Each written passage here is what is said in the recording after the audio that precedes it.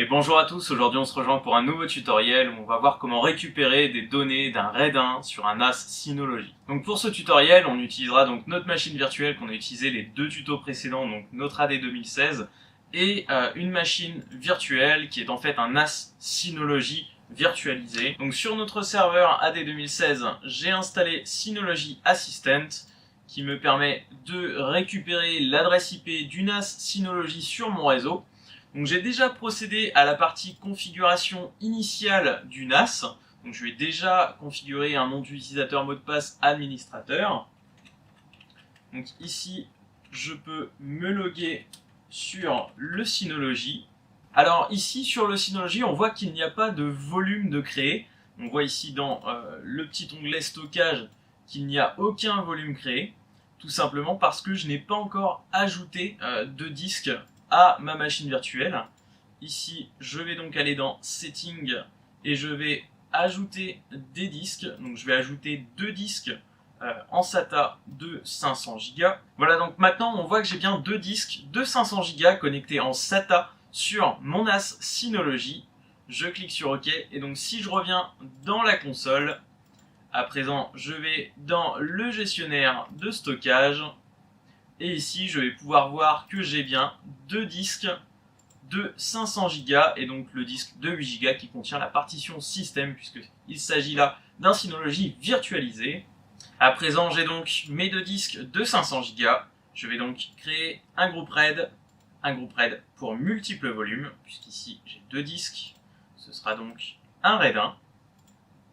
Ici, je mets donc dans mon RAID mes deux disques de 500 Go.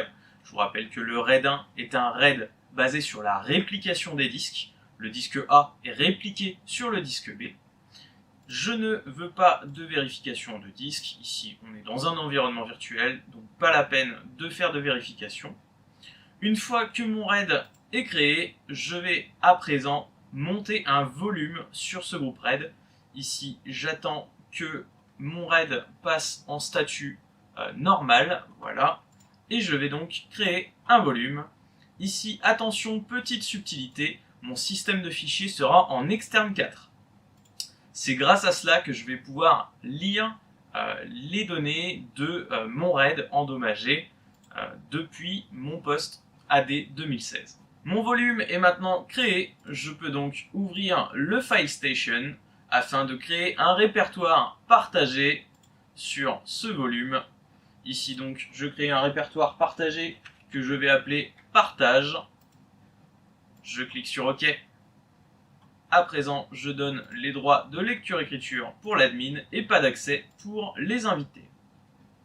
Je peux donc ouvrir un explorateur de fichiers et taper l'adresse IP de mon NAS Synology qui chez moi est en 66.35. Je m'identifie avec mes identifiants mot de passe administrateur et ici j'accède à mon partage nommé partage. J'ai donc le droit de créer un nouveau dossier que je vais appeler données et à l'intérieur je vais créer un fichier texte que je vais appeler données super importantes et à l'intérieur je vais noter j'adore YouTube. Ici donc nos données sont hébergées sur un RAID 1 qui est basé donc sur de la réplication comme je l'ai dit. Le disque 1 est répliqué sur le disque 2, donc nos données sont stockées physiquement sur les deux disques. L'avantage c'est que si on perd un disque, eh bien il y a toujours moyen de récupérer nos données sur le second disque.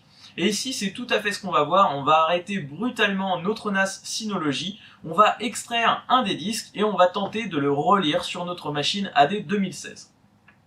Pour cela, donc, je vais dans mon workstation. Ici, donc, j'ai ma VM qui fait tourner mon NAS Synology et je vais l'arrêter brutalement. Je vais sur mon AD 2016 et je vais lui ajouter un disque. Et donc, je vais choisir d'utiliser un disque existant. Ici, je vais récupérer un des deux disques de mon NAS Synology. Je clique sur Finish, je peux conserver le format. Et donc maintenant, si j'ouvre ma console de gestion de serveur, dans les outils, j'ouvre gestion de l'ordinateur. Et ici, dans gestion des disques, je vois que j'ai un disque 1 de 500 Go qui est apparu, avec une partition principale de 495 Go. C'est donc bien le disque de mon Synology. Je ne peux malheureusement pas le lire, je peux simplement supprimer le volume, et ici ce n'est pas du tout ce qui nous intéresse. Nous, ce qu'on veut, c'est récupérer les données donc, du RAID 1. Et donc pour cela, je vais utiliser un logiciel qui sera disponible en téléchargement dans la description de cette vidéo, qui s'appelle Linux Reader, et qui est donc développé par Disk Internal. C'est un freeware, vous pouvez le télécharger gratuitement. Et donc une fois Linux Reader installé, il nous suffit de le lancer pour avoir accès à mon volume de 495 Go sur volume 1. Ici, si je fais clic droit, Open Partition, Recovery is possible. Donc le logiciel détecte qu'il s'agit d'un disque issu d'un RAID 1. Je clique sur OK. Et ici, je récupère bien mon répertoire partage. Et donc si je rentre à l'intérieur, ici j'ai mon répertoire données. Et donc j'ai mon fichier texte données super importantes.txt avec à l'intérieur j'adore YouTube avec un smiley. Donc voilà, c'était une courte vidéo donc sur Linux Reader, donc développée par la société Disk Internals. Il n'y a pas du tout de publicité, de placement de produits pour cette société, c'est simplement un logiciel dont j'ai eu besoin et qui m'a beaucoup servi d'ailleurs. Il est super simple, il est léger, c'est un freeware, donc vous pouvez l'utiliser gratuitement.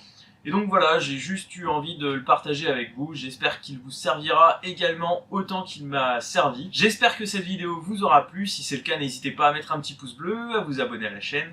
La semaine prochaine on reverra un tuto sur du serveur 2016, plus particulièrement sur DFS, donc pour Distributed File System.